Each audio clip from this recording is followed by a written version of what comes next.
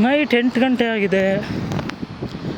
Airport ಈ side royal ಬೇ ಸಮುದ್ರ. ಹಾಗೆಯೇ ಒಂದು ರೌಂಡ್ ನನ್ನ ಸೈಕಲಲ್ಲಿ. 1 2 3 ಏರೋಪ್ಲೇನ್ ಇದೆ. ದೊಡ್ಡದೊಂದು ಚಿಕ್ಕದೆರಡು.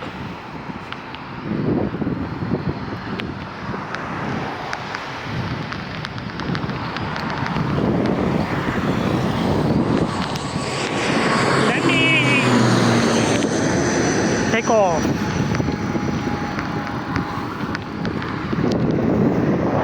ನೈಟ್ 8 ಗಂಟೆ ಆದರೂ ಸ್ವಿಮ್ ಮಾಡ್ತಾ ಇದ್ದಾರೆ. ಇನ್ನು ಸರ್ಫಿಂಗ್, ವಾಟರ್ ಸರ್ಫಿಂಗ್.